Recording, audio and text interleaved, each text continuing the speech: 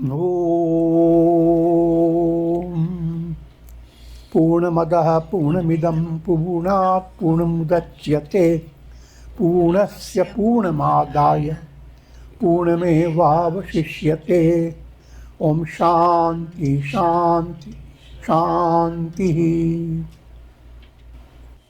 Om Brahmanandam Param Sukhadam Kevalam Jnanamurtim Dvandvatītam Gagana Sadrisham Tattvamasya Laksham Ekam Nityam Vimalamachalam Sarvadhi Sakshi Bhutam Bhavatītam Trigunarahitam Sadgurum Tam Namami. Om.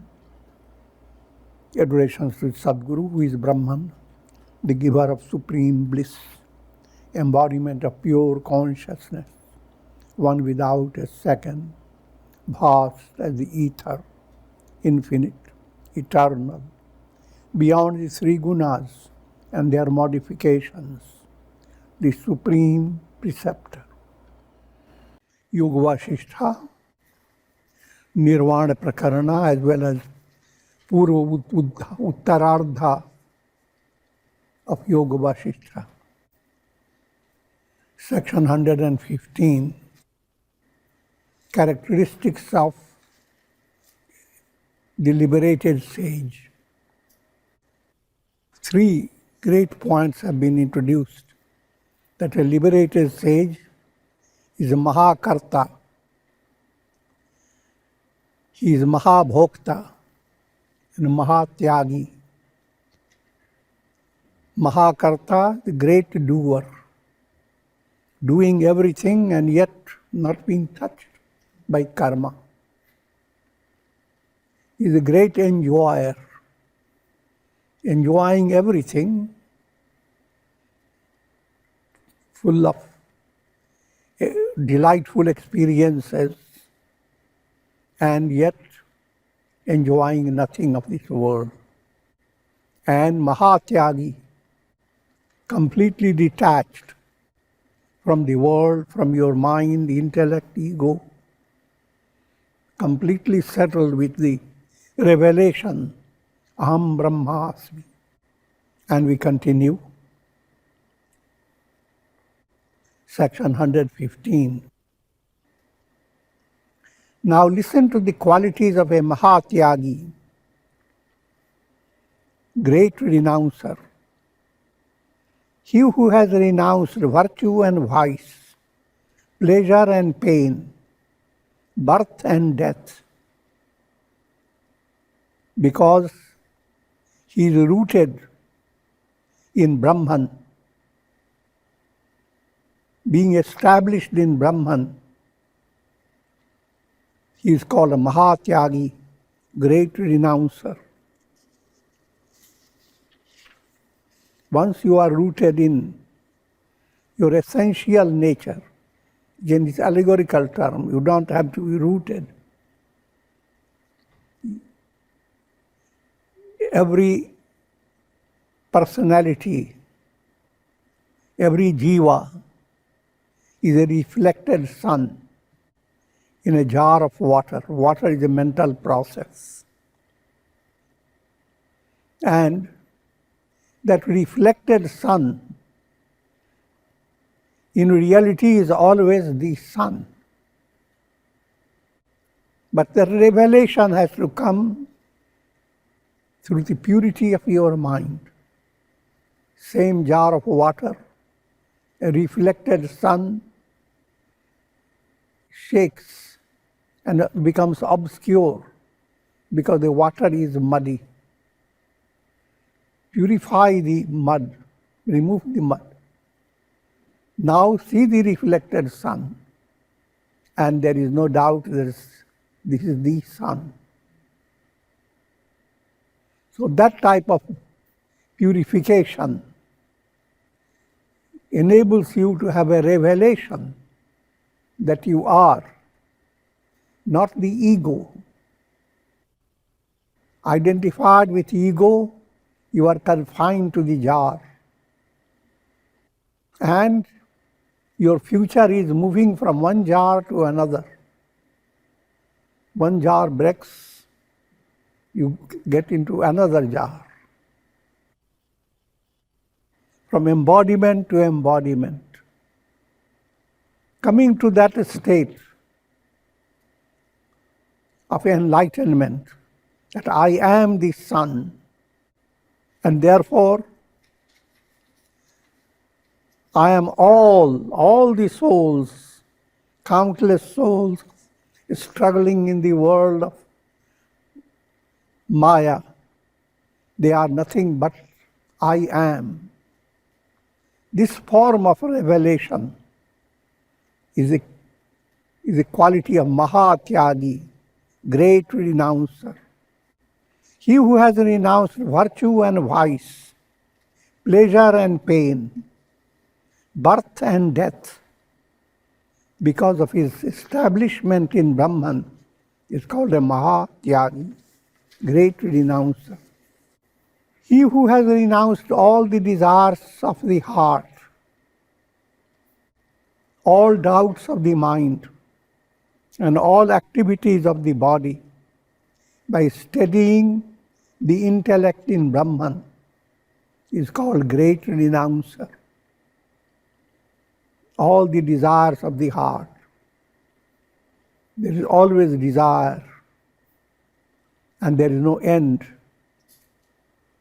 You live on your whole life, you age and suffer mortality, but your desire youthens and continues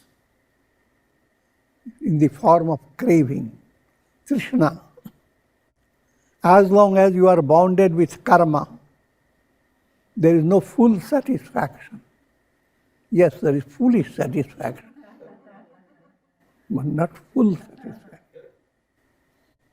So that you have to understand.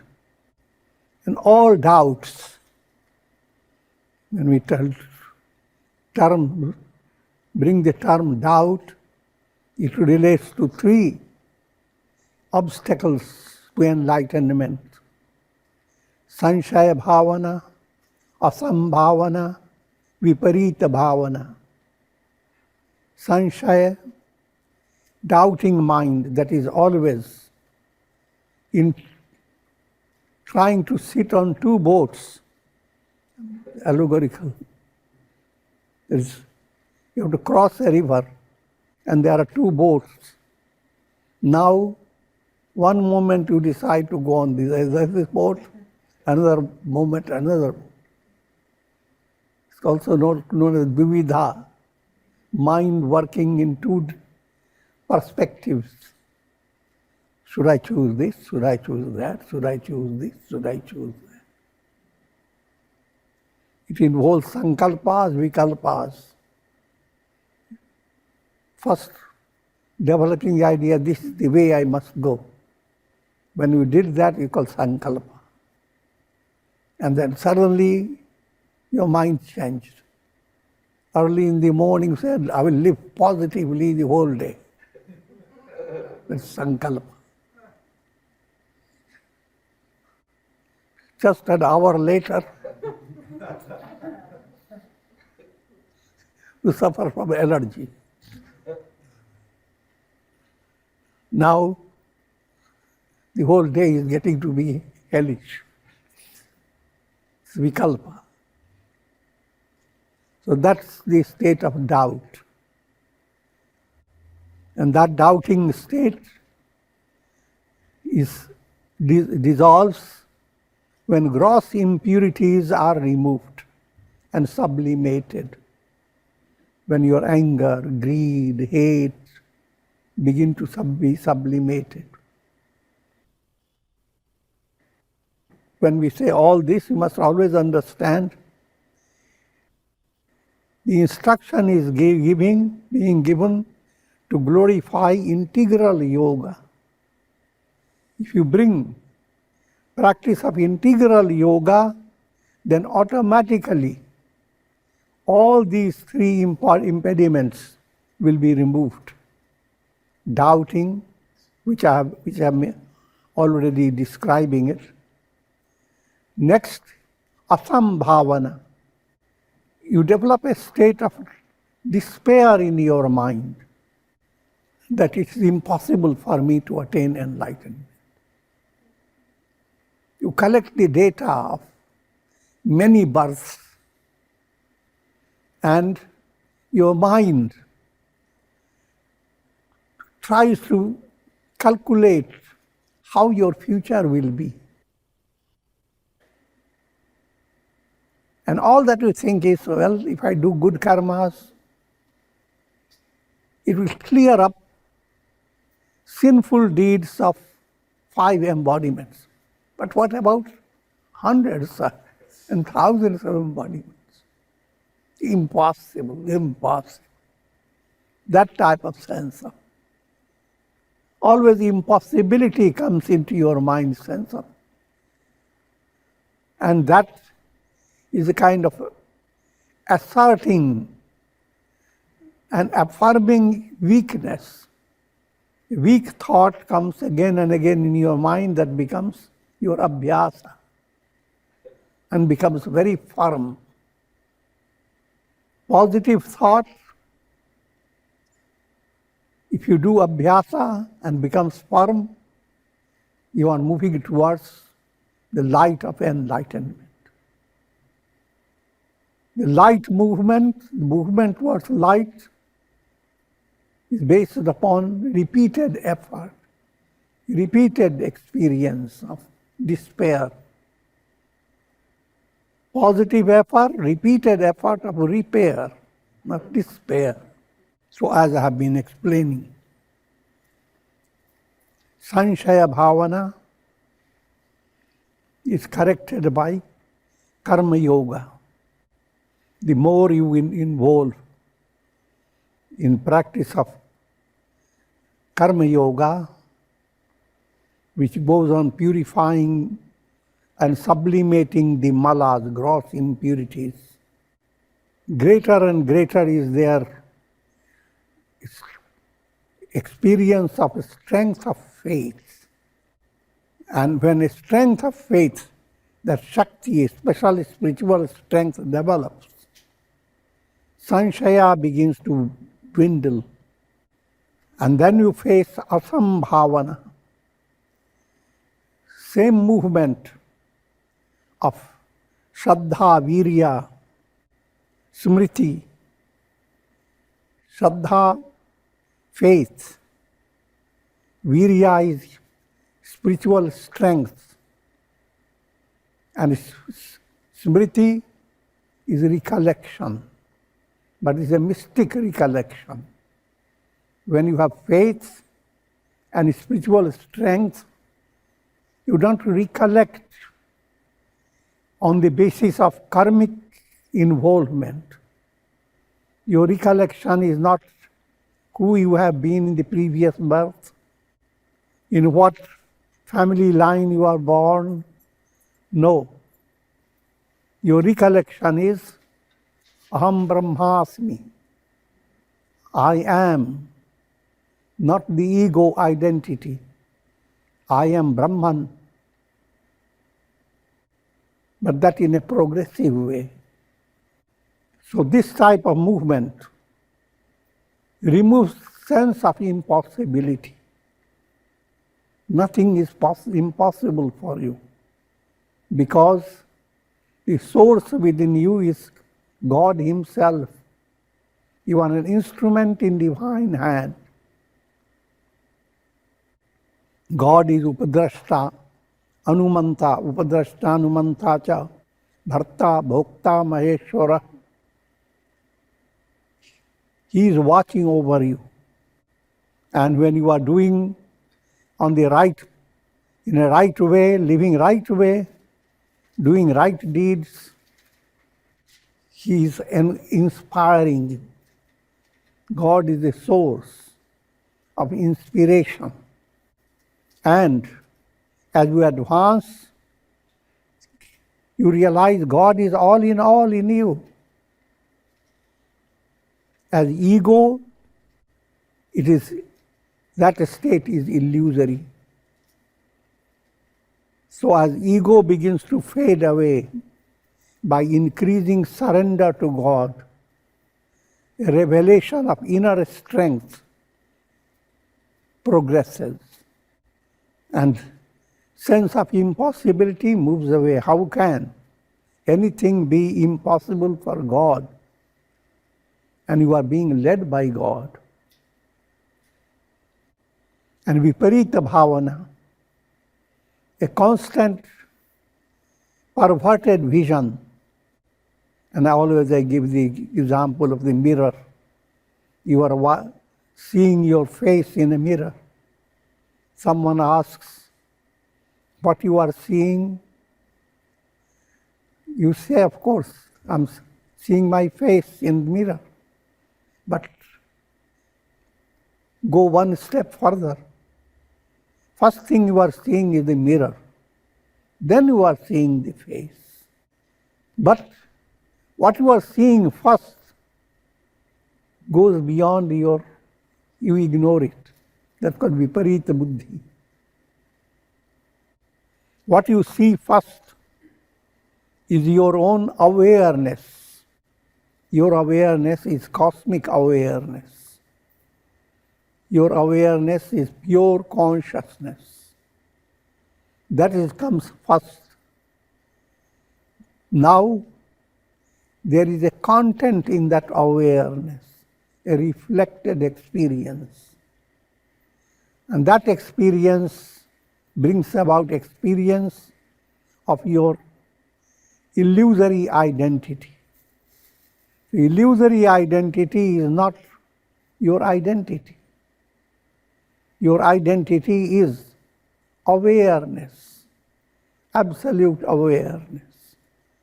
And that type of shift in the vision is corrected by jnana. Karma yoga corrects your doubting movement. When you are not just theoretical, but begin to practice yoga sadhana in daily life. Dhyana and bhakti, meditation and devotion, they go on correcting your asambhavana, the sense of impossibility. And jnana movement corrects your perverted vision. He who has understood the illusoriness of the body, mind, senses, and diverse conditions of the world, and has thus transcended his attachments to all these, is called great renouncer. Great renouncer is to reach the state of asamsakti, and that's the goal of life. First, go through a progressive movement. Understand you are not the body, not the mind, not the intellect, not the ego. This is a subjective practice of detachment. Turning your attention subjectively. Who am I? Now, and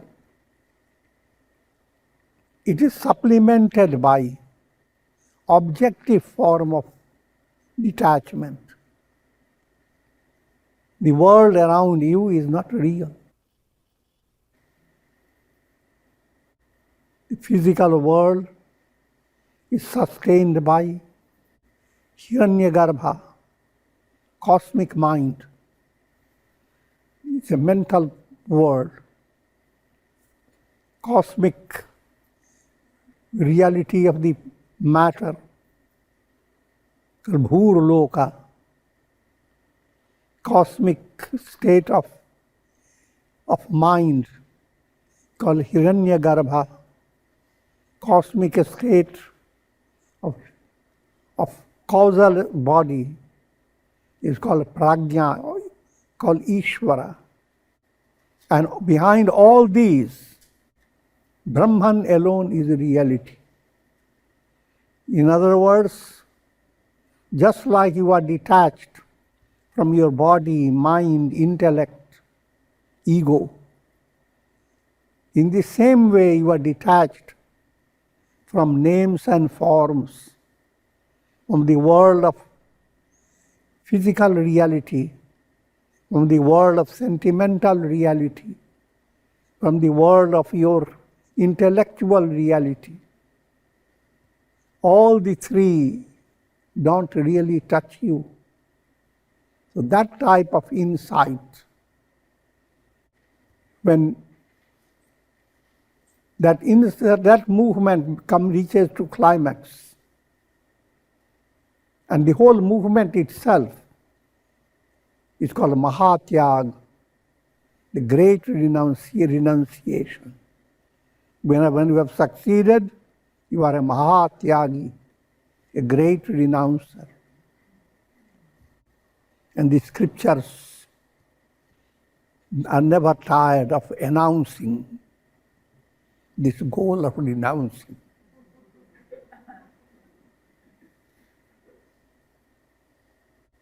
If one is established in the understanding, I am not this body, I am not subject to birth and death,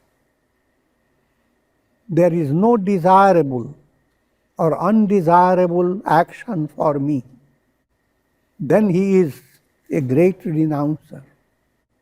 In other words, your mind rises beyond likes and dislikes.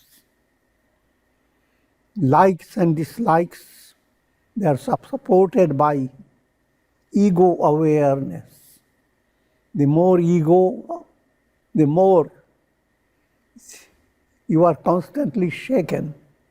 Certain things you like, and you move towards that direction. But suddenly you realize you are not sure whether you like it or not. Then you later realize you absolutely dislike it. So mind is constantly swinging, likes and dislikes. And moving from like means you are carrying injury in your mind. Moving from dislike, you carry another type of injury in your mind. So mind becomes, allegorically speaking, injured, wounded. But that Mahatyagi movement heals the wounds, because there's nothing to like, nothing to dislike. In your dream, you are running after objects that are pleasant or painful, like and dislike. But all that you are running after is illusory. Nothing is real in your dream. So the message is wake up. Waking up from your dream is the practice of Mahatyagi. Waking up from the dream of the world process, that's the practice of Mahatyagi. So be a Mahatyagi. Thus Bhagavan Shiva instructed his disciple Bhringisha, after listening to the characteristics of a Mahākartā, Mahābhoktā, and Mahātyāgī, Bhringisha attained enlightenment. That's a storyline. Therefore, O Rama, develop Brahma Bhavana, a constant affirmation, Aham Brahmasmi, I am Brahman,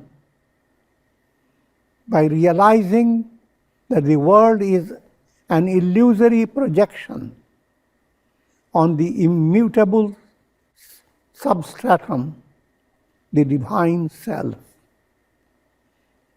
Here again I remind you of Bhava Pratyaya and Pratyaya Bhava.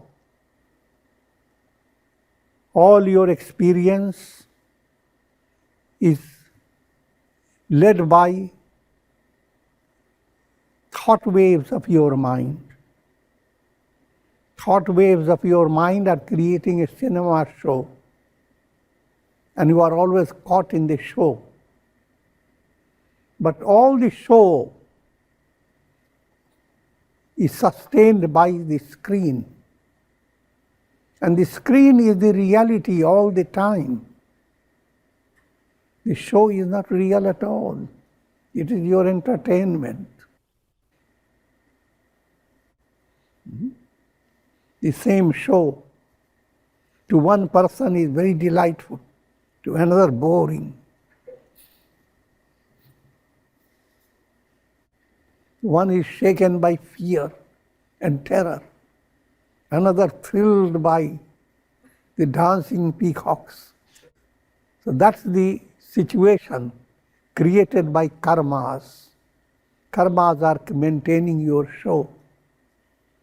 But when you are following the path of integral yoga, you are moving away from bondage of karma and moving towards the revelation of the screen, implying Aham Brahmasmi becomes more and more dominating in your personality. And all negative and positive moods of your mind, they are being viewed by you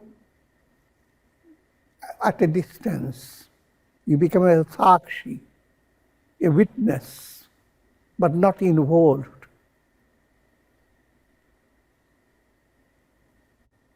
From practical point of view, it implies you shake, but you don't get baked.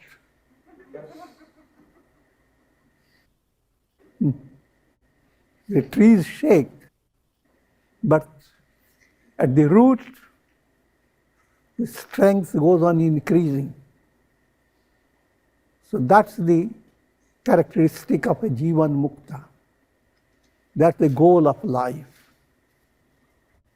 So all that you experience, led by projection of mind, is called bhava pratyaya, presence of projection. Enlightenment is removing the veil of projection. Pratyaya bhava, projection being negated, one projection being asserted, another projection being negated. And that negation movement is the path of wisdom. All objects of the world, therefore Rama developed Brahma Bhavana, a constant flow of mind towards Brahman, by realizing that the world is an illusory projection on the immutable substratum, the divine self.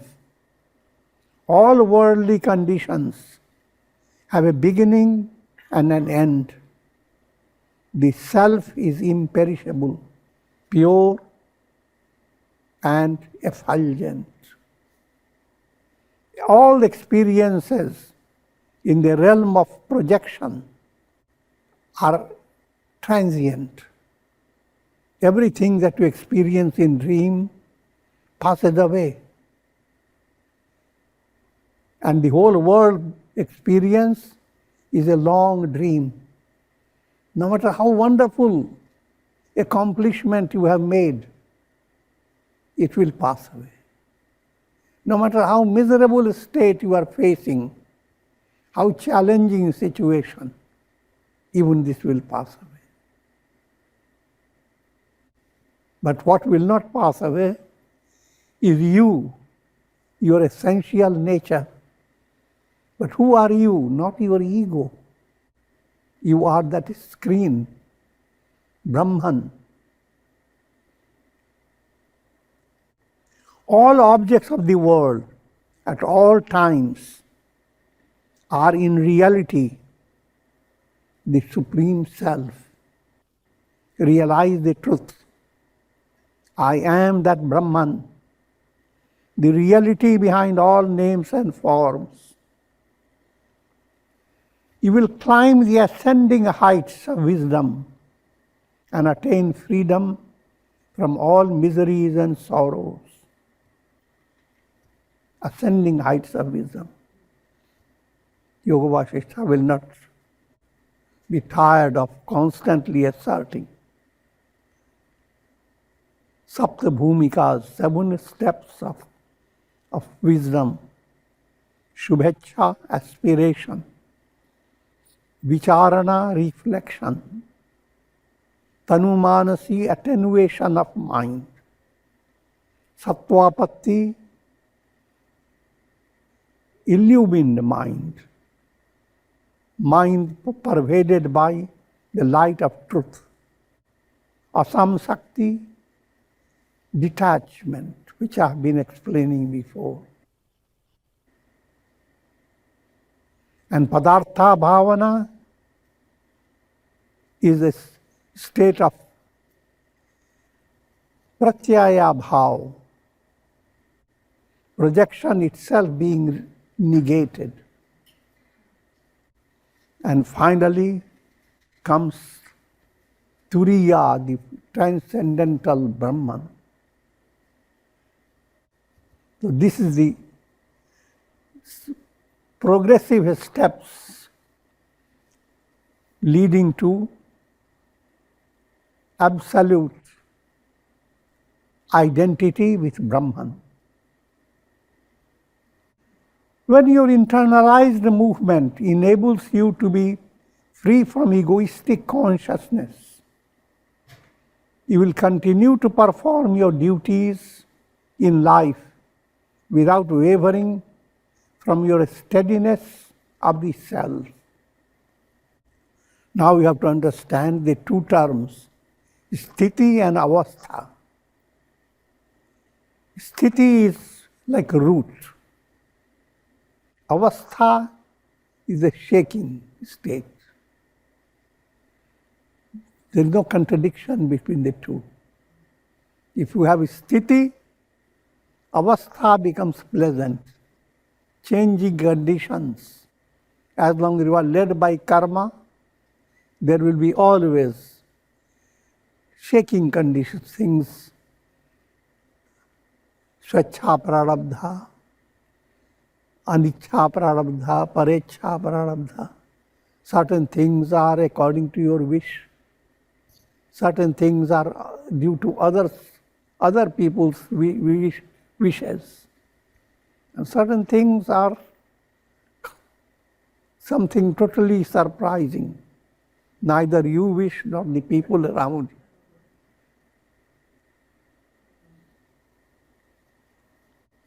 COVID. So all that karmic movement goes on, creating avastha, shifting conditions. But sthiti at your root, in your heart-based experience, you are ever untouched, untarnished, unshaken, immutable.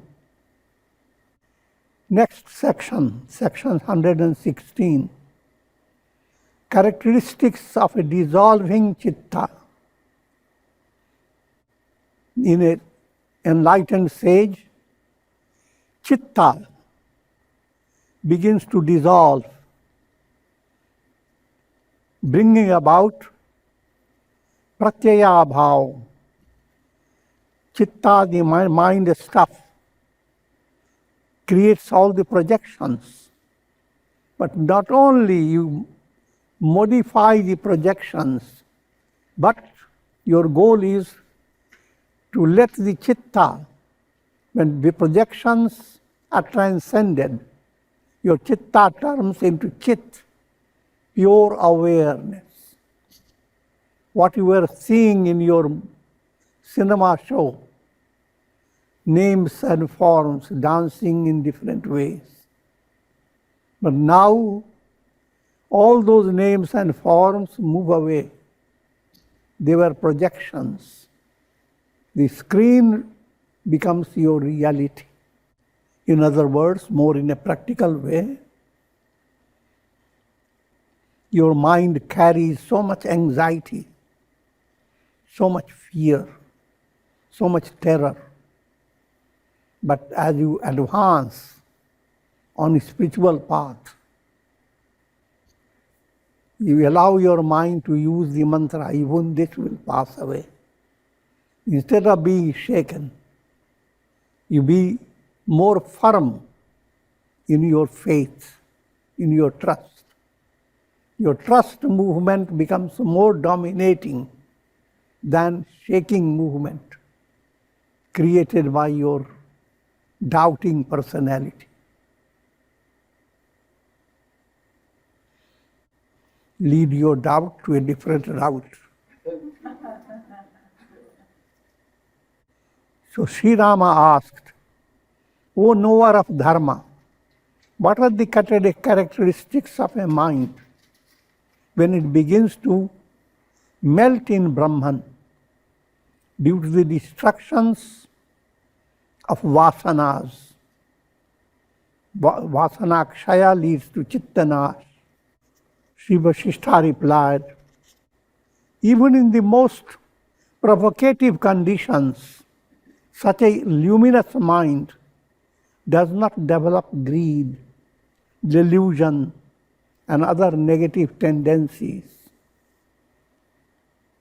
Kama, krodha, lobha, all these malas don't shake your firm understanding. The luminous mind, enlightened mind, is like a lotus that remains untouched by the waters of the world process. All the experiences come. Your heart is like that lotus. If you are enlightened, experiences come. Your heart recognizes. It's very, very tender to be sympathetic of pain and sufferings of people in every detail, as well as details about your own personality. But all those details are like dewdrops on a lotus leaf. Lotus remains untouched. That's the state of enlightenment. I'm easily describing it quickly, but it's a progressive movement. How detached is your heart from all the chores of the world? Padma Patra Mivambasa, Gita statement. Just like Padma Patra, lotus leaf remains untouched by drops of water. So is your heart, untouched, unaffected. Heart is so rooted in divine love, even in ordinary state of love. If you love someone deeply, then negative situations around you remain. You become untouched by the negative conditions. Your love brings so much energy in your personality that you take up a difficult path without complaining. Rather, feeling joy, no matter how difficult, a sense of inspiration. You are going to meet the loved one. So you are not constantly aware of the negativity, but just you are aware of the thrill. The movement becomes adventure. Same climbing a mountain height by compulsion. Same doing it with a spirit of adventure. It's a big difference between the two.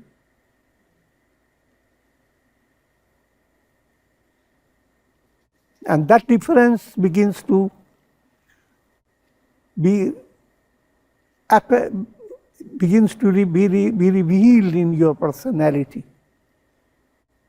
And thereby you move from perspiration to inspiration. When egoism, which is the source of all the evils of the mind, is burnt up by the fire of wisdom, then the lustrous beauty of cheerfulness never fades from the face of the yogi. When you begin to develop that type of detachment, the whole world experience becomes dewdrops that do not touch your heart, that is inundated by divine love. Then your face shines with cheerfulness, mudita. Prema mudita man se kaho Ram, Ram, Ram. Therefore, the saintly instruction, when you recite divine name, develop that bhavana that you are growing in the image of God. You are coming closer to God. You are one with God. And as you are allowing this movement, you experience increasing serenity. And that serenity brings the bliss of self. So that type of prasannatam yana gatabhishekata, Tulsidas says, Rama's description that his cheerfulness remains unshaken.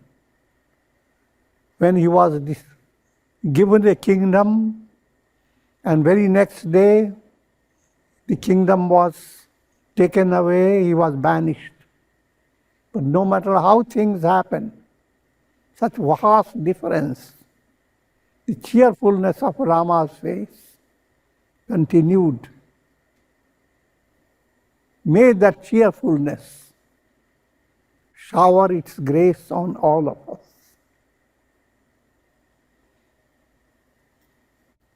And with this I will conclude. Be cheerful. Don't be a fool. Don't be fooled by the world. Tear up the illusion and cheer up.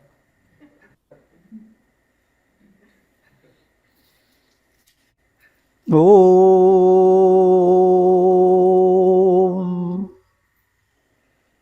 Ram Ram Ram Ram Ram Ram Ram.